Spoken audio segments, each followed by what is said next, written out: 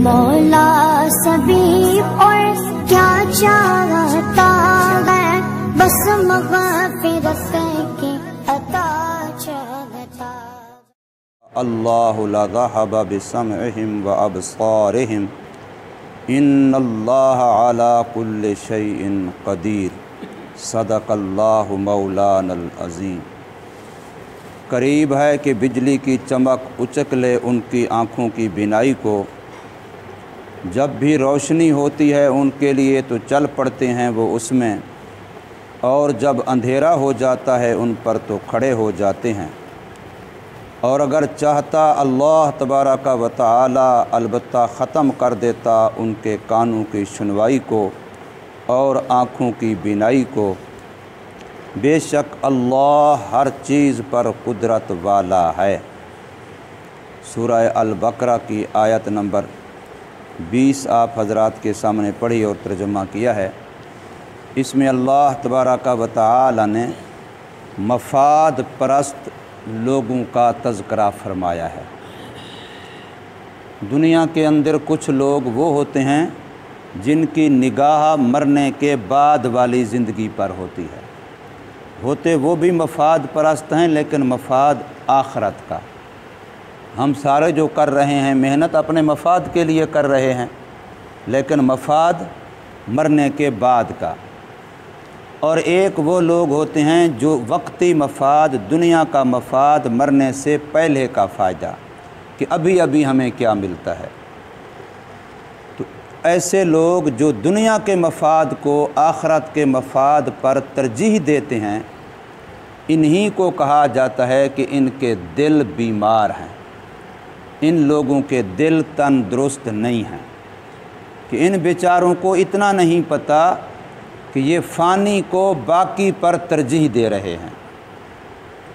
ایسے سے دوستی کر رہے ہیں جس کی بے وفائی یقیناً نظر آ رہی ہے، اور ایسے دوست سے کنارہ کشی کر رہے ہیں جو یقیناً وفادار ہے۔ آخرت اور آخرت کے جتنے اعمال ہیں یہ یقیناً وفادار ہیں، ان کے اندر قطعاً بے وفائی کا شائبہ بھی نہیں ہے۔ اور دنیا کے ساتھ آپ جتنا بھی کر لیں، جتنا بھی کر لیں، جتنا بھی کر لیں، بالآخر اس کی جدائیگی، اس کی بے وفائی پکی ٹھپکی بات ہے۔ اس میں کسی مذہب، مسلک، دھرم، عقیدہ، نظریہ، کسی بندے کو بھی اختلاف نہیں ہے کہ جو مکان میں نے اربوں خربوں لگا کے بھی بنایا، ایک دن میں نے چھوڑ کے جانا ہے۔ میں نے جو کچھ دنیا میں نقشے بنائے یہ سارے ایک دن میں نے چھوڑ کے جانے ہیں، میں نے ان سے جدا ہونا ہے۔ اس مسئلے میں کسی کا کوئی اختلاف نہیں ہے، یعنی موت کا کوئی منکر نہیں ہے۔ خدا کی ذات کے منکر موجود ہیں لیکن موت کا منکر کوئی نہیں ہے۔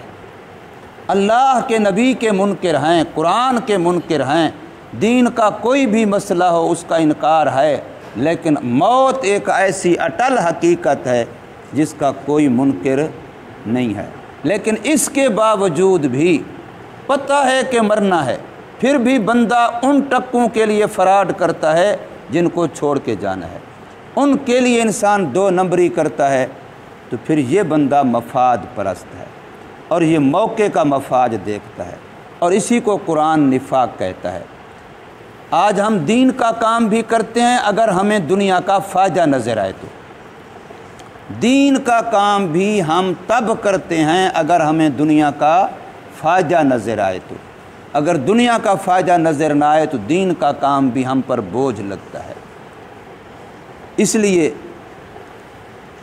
دنیا کے کام کے لیے بھی بندوں کو لالچ دینی پڑتی ہے، دنیاوی لالچ دینی پڑتی ہے، اور آخرت کے کام کے لیے بھی کہ جی آپ کو کھلاتے ہیں، آپ کو پلاتے ہیں، آپ کو یہ دیتے ہیں، آپ کو وہ دیتے ہیں، پھر دین کے کام کی طرف بندہ لگتا ہے۔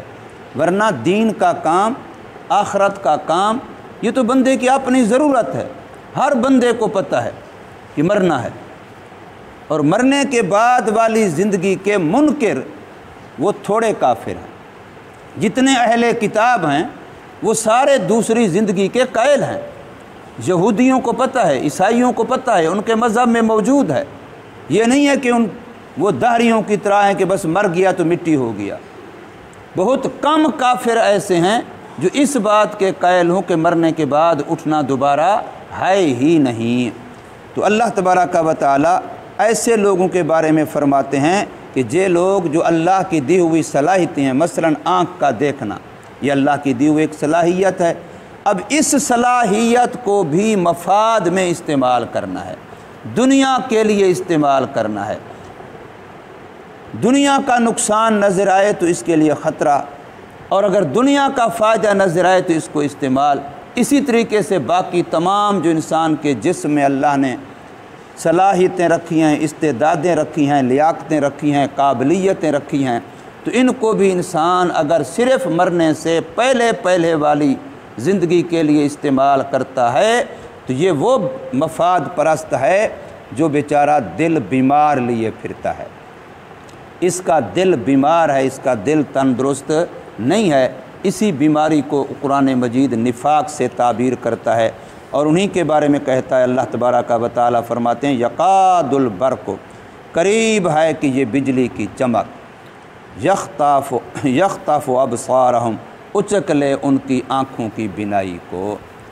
جس چمک کی طرف یہ جاتے ہیں جس کو اپنے لیے فائدہ سمجھتے ہیں، دنیا کی چمک، 4 پیسے کی چمک، ذرا حالات اچھے ہو جائیں گے، گاڑی اچھی، مکان اچھا، جس کی طرف یہ اچکتے ہیں، جس کی طرف یہ لپکتے ہیں، جس کی طرف یہ آگے بڑھتے ہیں، وہ جی اب کچھ حالات اچھے نظر آنے لگے ہیں، ممکن ہے یہی ان کے لیے اندھیرے کا سبب بنے، اور یہی بجلی کی چمک ان کے آنکھوں کی بینائی کو اچک لے۔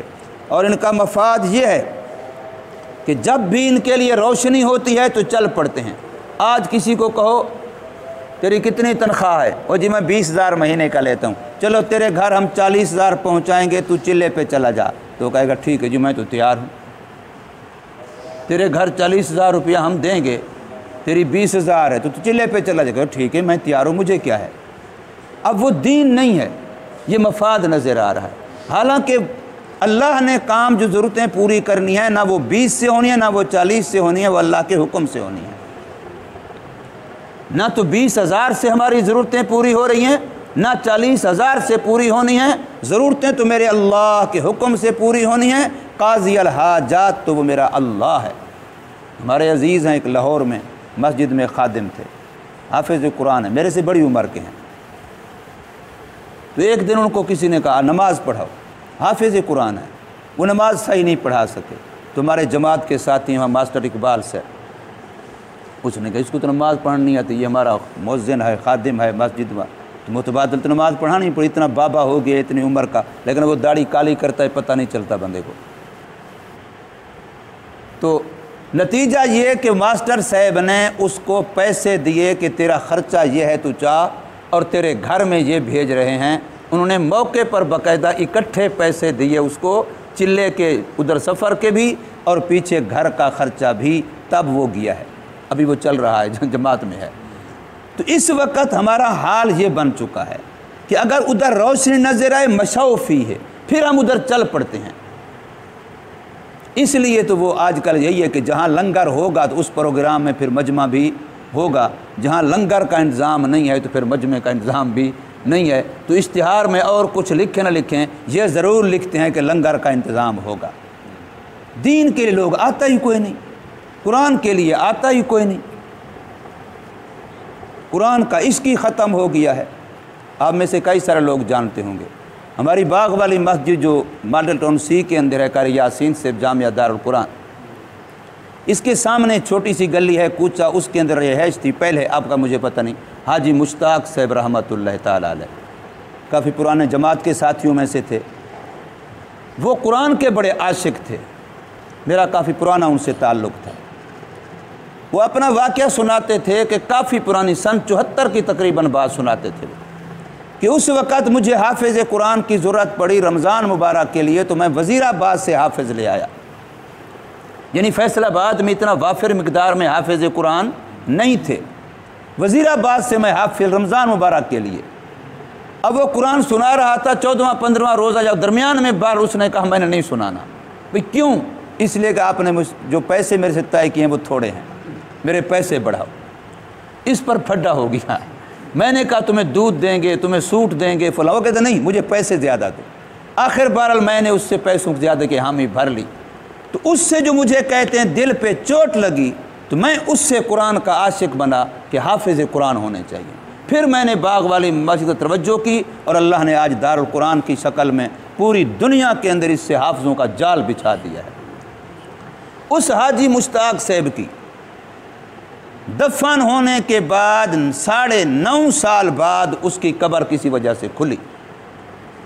یہ میں آپ کو وہ بتا رہا ہوں جو عینی واقعات، اور ان کا بیٹا مولانا شاہد صاحب موجود ہیں، سارے ساتھی بہت سارے جانتے ہوں گے۔ یہ اس کی اپنی آنکھوں دیکھی بات ہے جو اس نے خود سنائی ہے۔ 900 کچھ مہینے گزر چکے، 9 سال کچھ مہینے گزر چکے، 9.5 سال یعنی گزر چکے تقریباً۔ اس کے بعد ساتھ والی قبر کی وجہ سے ان کی قبر کھلی، اور قبر کھلی تو مفتی طیب صاحب کے پاس گئے جامع امدادیہ میں۔ انہوں نے کہا کہ جو کیفیت آپ بتا رہے ہیں اب ایک دفعہ ساری قبر کھولنی پڑے گی، ساری قبر کھول کے دوبارہ بناؤ۔ تو کہتے ہیں قبر کھولی گئی، ایک تو ان کی جسم مبارک کو جیسے رکھا تھا اس دن ویسے رکھا تھا، اور کفن بھی جیسے تھا ویسے تھا۔ وہ فرماتے ہیں مولانا شاہد سے میں نے باقاعدہ کپڑے کو پکڑ کے یوں کھینچ کے دیکھا، آیا یوں گل گیا ہے کہ نہیں گلا۔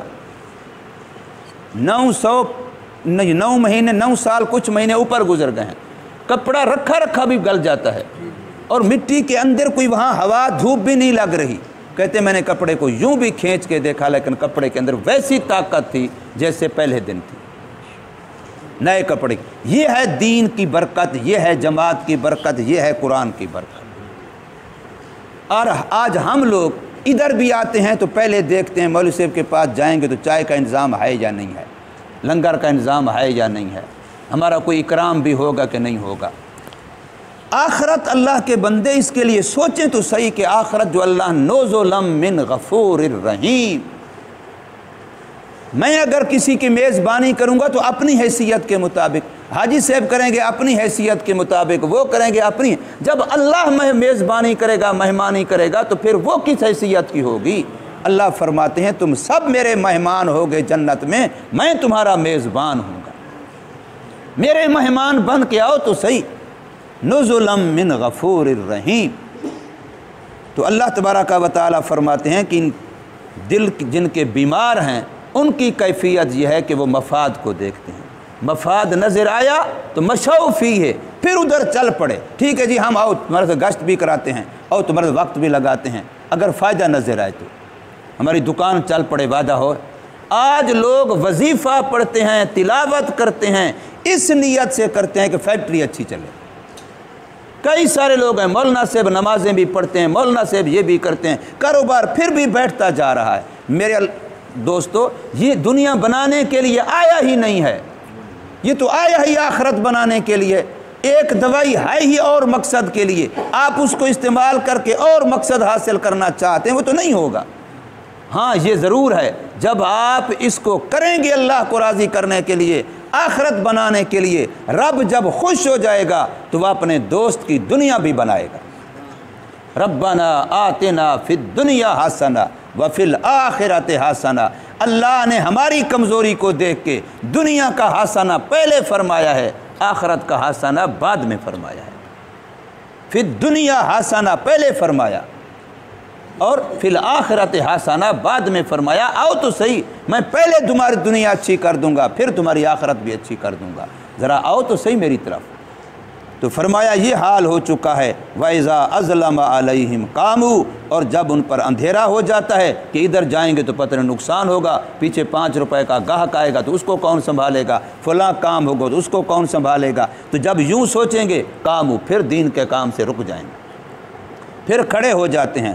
لیکن فرمایا یہ چیزیں جو جن کو تم مفاد دنیا دیکھ رہے ہو یہ میرے اللہ کی دی ہوئی ہیں۔ بظاہر آنکھ میری ہے لیکن اس پر قبضہ کنٹرول میرا نہیں ہے، بظاہر کان میرے ہیں لیکن ان پر اختیار میرا نہیں ہے، زبان میری ہے اختیار میرا نہیں ہے۔ اس طریقے سے ایک ایک عضو کو دیکھتے جائیں، بظاہر تو ہم کہتے ہیں میرا یہ، لیکن اس پر قبضہ کس کا ہے، اختیار کس کا ہے، قدرت کس کی ہے، متصرف کون ہے ان کے اندر۔ جس وقت وہ چاہے میری آنکھ سے بینائی چھین لے، کانوں سے قوت سنوائی چھین لے، زبان کو گنگ کر دے، جس وقت چاہے کون اس کے سامنے دم مار سکتا ہے؟ تو فرمایا وَلَوْ شَاءَ اللَّهُ، اور اگر چاہے اللہ تبارک و تعالی البتہ ختم کر دے ان کے کانوں کی سنوائی کو اور آنکھوں کی بینائی کو۔ ان اللہ علی کل شیء قدیر، بے شک اللہ ہر چیز پر قدرت والا ہے۔ رب کی قدرت پر یقین رکھیں، رب کی قدرت پر یقین رکھیں، اللہ کی قدرت پر۔ اسباب سے اپنے آپ کو نکالیں، یقین اسباب سے ہٹائیں۔ جب تک اسباب پر یقین ہے اس وقت تک سمجھو دل بیمار ہے۔ جب اسباب کا ہونا نہ ہونا برابر ہو جائے، جب اسباب کا ہونا نہ ہونا برابر ہو جائے اس وقت سمجھیں اب دل تندرست ہے۔ 13 سال ہجرت سے پہلے 13 سال نبی پاک صلی اللہ علیہ وسلم اور صحابہ کرام کی جماعت، ان کی یہی اسباب سے یقین ہٹایا گیا۔ پورے 13 سال کی محنت یہی ہے، اسباب سے یقین ہٹایا گیا۔ اور 13 سال کے بعد پہلی جنگ ہوئی مسلمانوں کی کافروں کے ساتھ، اس میں بھی آپ اسباب کا تناسب تو دیکھیں، ایک طرف 1000 ہے، ایک طرف 313 ہے، ایک طرف مسلح ہیں، ایک طرف خالی ہاتھ ہیں، زریں بھی ادھر ہیں، تلواریں بھی ادھر ہیں، گھوڑے بھی ادھر ہیں، تعداد بھی ادھر ہے۔ سارے اسباب اللہ نے ہٹوا کر کے پھر یہ جنگ پہلی جنگ ہو رہی ہے۔ اصل یقین بنوانا تھا کہ اسباب نہیں کرتے، مسبب الاسباب کرتا ہے، اس پر یقین بنائیں، اس پر نظریہ رکھیں۔ اور قرآن مجید کی اول تا آخر ساری تعلیم ہی یہی ہے کہ اللہ تبارک و تعالی ہی کرتا ہے، اللہ تبارک و تعالی ہی کرتا ہے۔ اللہ تبارک و تعالی ہمیں سمجھ نصیب فرمائے، عمل کی توفیق۔